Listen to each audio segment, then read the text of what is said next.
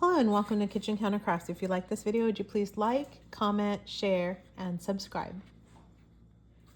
I have been using fountain pens for a very long time, and I don't know, decades, and I am just now getting into my very first LAMY, and there's a reason why.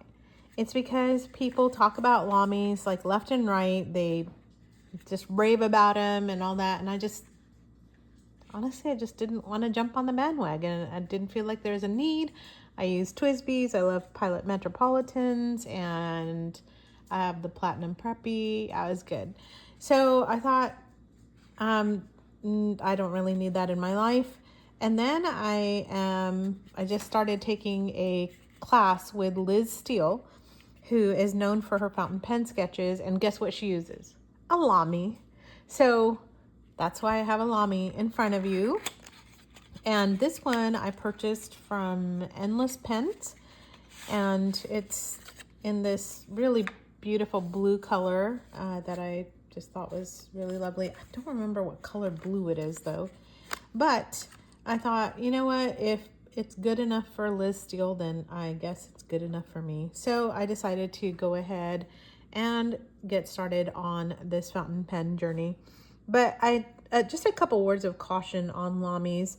One of the things that you need to know, if you don't already know, is that these pens are widely, that would be my dog sneezing, bless you, bless you. I just totally threw me off. These pens are widely counterfeited, and so you'll see them on, third-party websites, just kind of cheap websites. And so you want to make sure that you are purchasing a LAMY from a reputable pen dealer. And there's also going to be some telltale kind of signs, that this is the engraved LAMY. You also, I don't really remember what the nib looks like. So let's take a look. Okay. Yep, there we go. All right, so you should be able to see that there is, imprinting on the nib itself. And this one is an extra fine that I purchased. And so one of the reasons why it's a good pen for sketchers and also people who are kind of just starting out in their fountain pen journey is that the nib has a very interesting shape, and as does the feed. So if you notice, there are no little slits in the feed, and I call them gills. I don't know if that's the correct term for that or not, but let me show you as compared to another pen kind of in the similar price point. LAMYs are about 25 bucks. TWSBIs are about $35.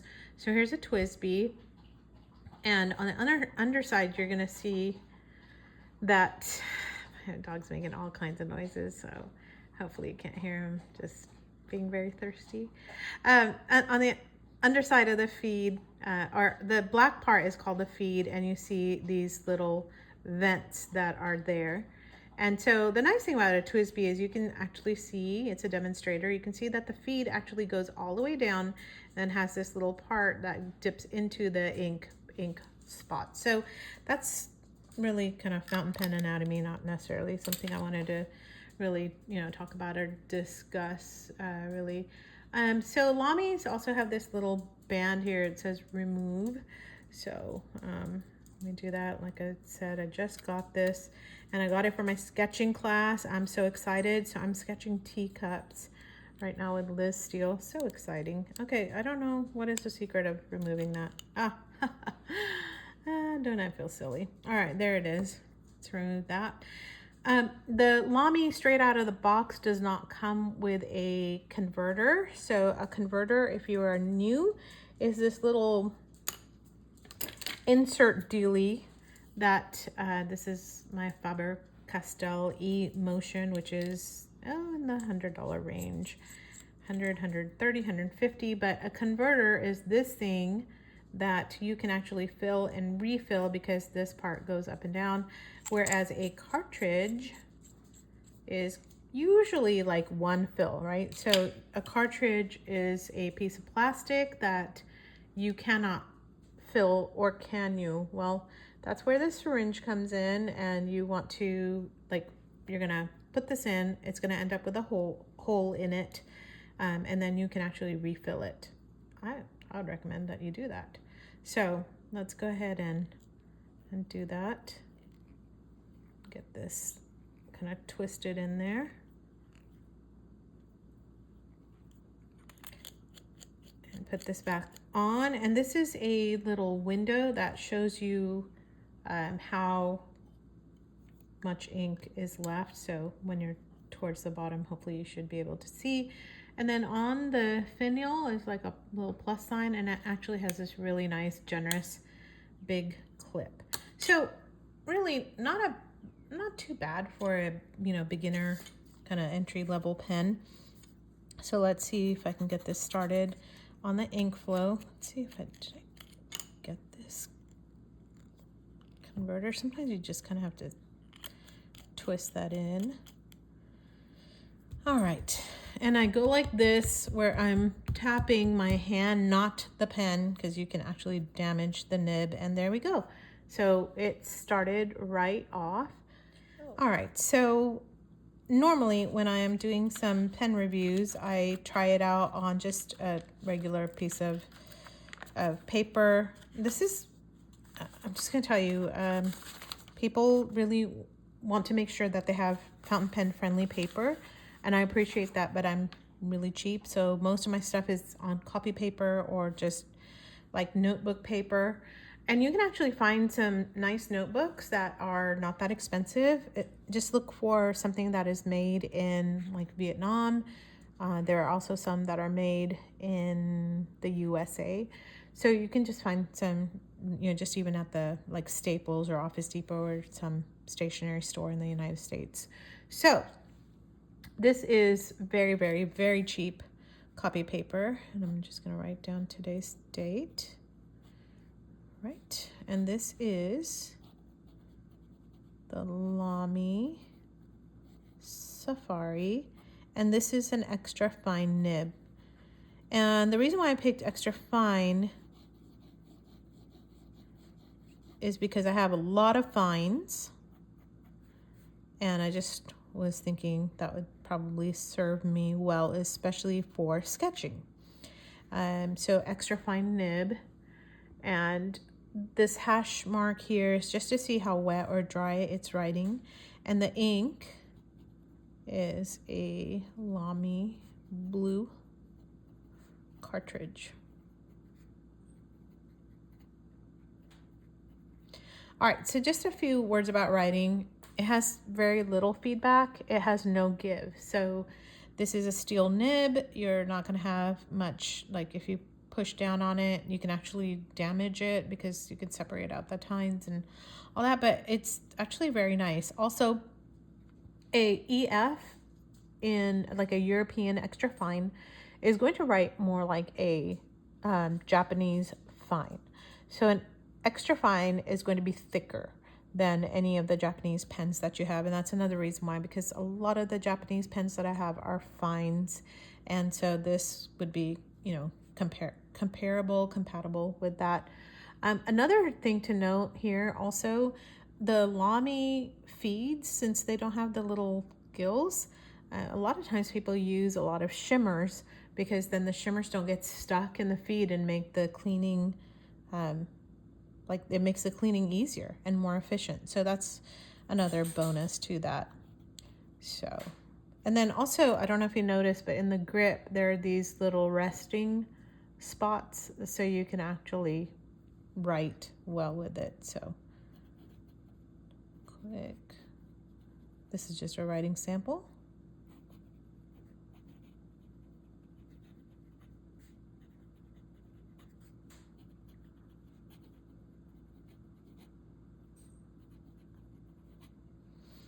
I mean, it has very little feedback. I kind of like the feedback, to be quite honest. The blue color is also very nice. No bleed through at all. So there's that one. And then I'm going to use my Rhodia dot pad to do just a little comparison on paper that's actually quite a bit better than the other. All right, so here we are.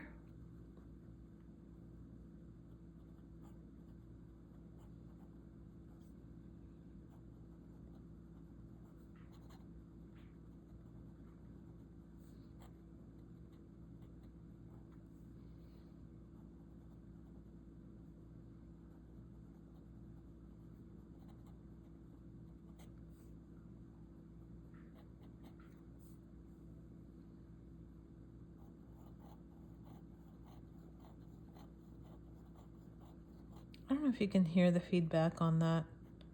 Very slight, not annoying at all.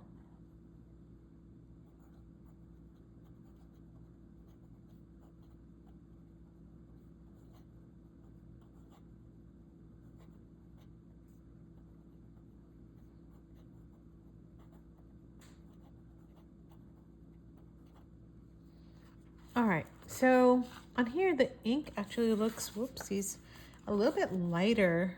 I prefer usually darker blues like that. This one seems fairly light. I know this is not a ink review, so just, bear with me. But I do like the grip part, because then you actually get your nib to not turn because you are gripping it at the right place. So as a beginner, now I understand more as to why people like this as a beginner fountain pen. You are actually able to grasp your pen a little bit better. And just so you know what I'm doing, I'm actually taking a class, like I mentioned, on drawing teacups. And Liz Steele has that. And I'm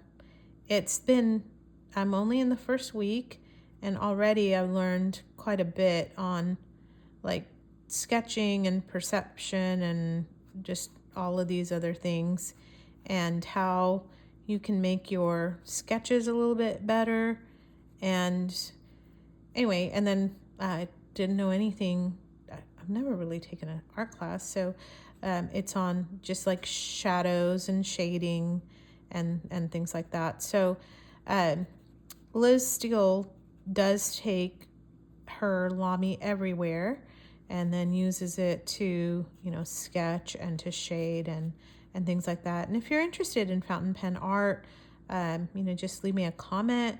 But also, I have to say that fountain pen, like the inks actually can be really wonderful also to just write with. And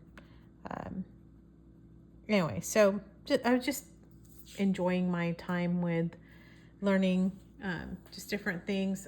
By no means am I that great at this. Like I said, just week one, learning kind of the shape of the teacup, and learning a lot more about like just how to even sketch it and how the handles go. It's been a really fascinating course already, and I can't wait to learn more. So if you don't know about Liz Steele, you should check her out because she has these incredible art about that she posts on her website with her pens, and just those sketches are what really brought me to her website to begin with. So I'm going to put that down here. Liz Steele is the person that really inspired me to get a LAMY. So with that, I hope you like the review. Tell me what you think. What kind of a LAMY do you have?